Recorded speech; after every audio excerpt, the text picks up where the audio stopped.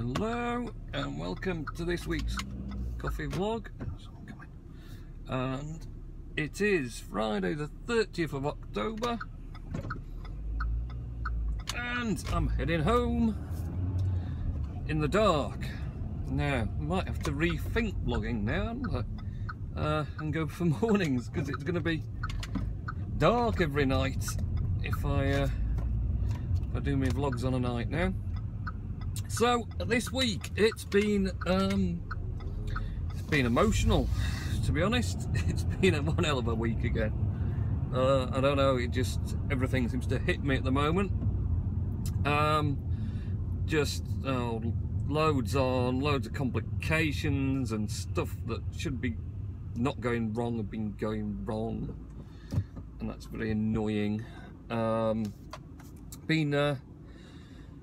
Waiting on a load of stuff to get cleared out of customs. Would you believe? Import this chocolate sauce from America. I like bringing stuff from America for some reason. Chocolate sauce from America, and the most part of it, I have a customer who does Christmas markets in Manchester, and this chocolate sauce from America is what he does. Pretty much in his entire Christmas market stall. He does coffees and stuff, but the chocolate sauce is his big seller. And yeah, I checked well in advance in August that he was going to be doing it again, so I knew to be getting the stuff in. Made sure I got it pre-ordered in advance. Arrived well in time, really, except customs decided to hold it up for 2.5 weeks, which completely messed everything up. Messing about with specifications on the ingredients and needing new spec sheets because of gluten content regulations now. Yeah, and then excess duty wouldn't clear it to the paid, and then they decided they wanted to visually inspect the entire container. So consequently it would have been ready for him, and then, you know, I kept having to put him off when he was supposed to be picking it up, and he starts getting a bit finicky because, you know, if he's not getting the stuff, is that it? And it just arrived at the last minute, as it were. So that was 2.5 weeks of hassle I could have done without, chasing it up all the time, messing about. Then generally it seems to be more all or nothing, really busy, thrashed out periods, and then it goes all sort of steady again, and then you get busier bits. So that's not helping matters at all. Plus, of course, I'm still sorting out things like banners and other bits of preparation for this exhibition I'm doing next weekend, so in a week's time, Bob, in Manchester, the Cut North event, which should be good. It's just going to be all the logistics and moving stuff there. So I've been trying to organise stuff and stock up on what we're taking that'll be available to get at the time at the event. So all that's been going on as well. And of course today is Apple TV Day for people. The new Apple TV's out, and again, I'm just not. I like the idea of it, but I just can't really justify it at the moment. And you know, I've already got 2 Apple TVs. I don't really want to add to my collection, and yeah, you know, I don't think I'll use a lot of the new features at the moment, like the App Store and whatever else. So it's not something I've gone for, but I'm sure people are pretty excited about it, and yeah, we'll see what comes of it. But so lots of people have been getting theirs, I've noticed on Twitter, and getting all excited about the new waving the handset and whatever else. So it looks pretty good. I saw some sort of screenshots of the loading and whatever else from it. Seems like some of the apps are going to take a while to download before you'll get into them, which could get a bit tedious, I imagine, but I suppose that's a way of things. Also, I've not really thought about it, but I suppose with all the apps it's probably going to be better getting the bigger capacity version. I think, is it 16 or 32 gig flash storage on them? I can't remember now, but yeah, I think the bigger storage might be better to plump for if you're going to get loads of stuff. They could just do with more streaming options, and I mean, it'd probably become immensely more interesting if it gets jailbroken, and then you can run stuff like Kodi on it and whatever else, because that would be great. Because I imagine as far as a TV device goes, it probably is going to fly speed-wise, and kick the backside out of most of the Android TV boxes that are about. So yeah, if it gets jailbroken, it could be a right winner. But at the moment, it's just a bit meh.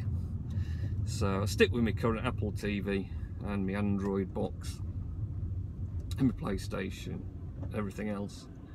We're going to call in on my favourite new friend and drop a Hermes parcel in, and I'll pick up another £19 of fuel so I can pay on my watch. Oh, watch! I did install the watch update, incremental update in the end. I took the risk of it buggering everything up again, and installed that, and it didn't bugger everything up, which was good. And now my quick reply from Tweetbot is amazingly, it's got all the emojis in, every emoji, plus the new ones as well, which is great. So I was really chuffed about that. So that's really handy, you know, if I get a tweet through, you can reply now, and you can go through and choose emojis just to add to the reply. Because of course I can like dictate a full tweet if I wanted to. I'm probably not really sure I'd do that, but let's head in here. So right, I'm going to stop in here for a moment and pick some fuel up. So I'll be back in a minute. And I'm back. So it's been an interesting old week, and one thing with the Apple TV, I noticed from a software developer I follow on Twitter, Stephen Troughton Smith. He tweeted, well, he actually retweeted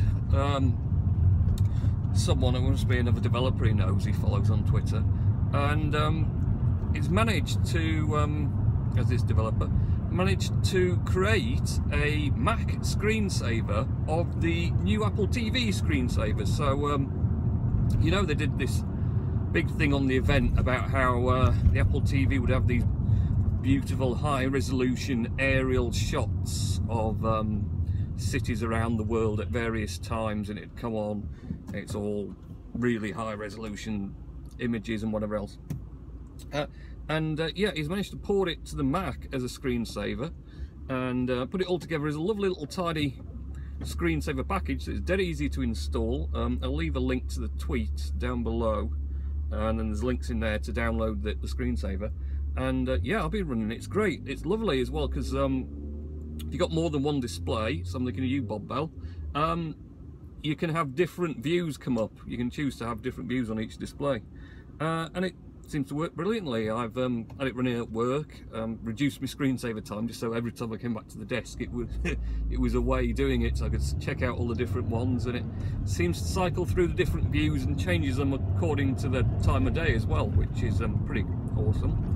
So yeah, that's really worth checking out if you've got a Mac and you haven't got an Apple TV, new Apple TV to enjoy it on. Then this is going to be a bit of a great one for you to just enjoy those, at least the screensavers from it. So yeah, I've been really enjoying that. And then what else? I've been watching some films. Yet another Mission Impossible. Was I on Mission Impossible 2 now? I think it was. I'm fairly sure it was. Which again, pretty good actually. Just one of these kind of annoying things of films, and I'm thinking kind of cliffhanger-esque this as well. But this one, you sort of get into it. You have the big plane scene at the start of the Mission Impossible where you know, the guy's got the face mask on, pretending to be Ethan Hunt, and then he sort of kills the other guy and gets whatever it is off him, and they all then jump out the plane. But then you go on to this bit that's completely pointless, and this is the sort of things we film. of Tom Cruise, Ethan Hunt, doing this sort of free climbing up a mountain, and it's all completely, why did you put this 5 minutes of it in, and it gets up to the top and the helicopter comes in and throws him some glasses, and they're like, oh, it was going to be your mission if you choose to accept it, and at the end, if you choose, next time you choose to go on holiday, make sure you tell someone where you're going. And he's like, well, if I told you where I was going on holiday, then I wouldn't be on holiday. And you're like, well, they still found you anyway, so it didn't work, did it? But yeah, that whole 5 minutes is like entirely pointless. It's got adds nothing to the film apart from, all right, it's setting the scene that Ethan Hunt's a bit of a hard guy and can do the free climbing thing. But you kind of knew that already from the previous one, so I don't know, it's just a bit meh on it, but otherwise it was a good film. I've been watching The Martian. I say I've been watching it. Usual job of starting too late, falling asleep. So I think I'm on the 4th attempt of getting through it completely. But it's a pretty good film, actually. It's a very interesting sort of concept, what they're on about. I probably won't say, because it'll give away the film. You just watch it if you want to watch it. It's a bit of a space romp, as it were, but yeah, it's pretty good. It's interesting enough. So I've been watching that and playing plenty of games, but playing Toy Story on the PS3.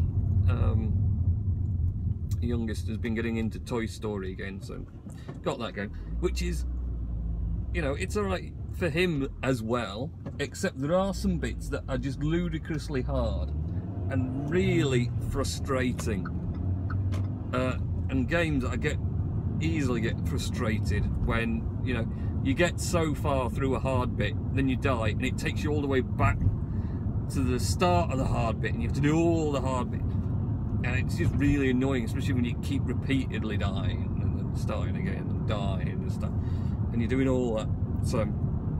So on the whole, it's pretty good, but there are some really annoying bits, and obviously it's like, oh, you do this bit for me. But you can play 2-player on it, so that's good, because it's kind of fun.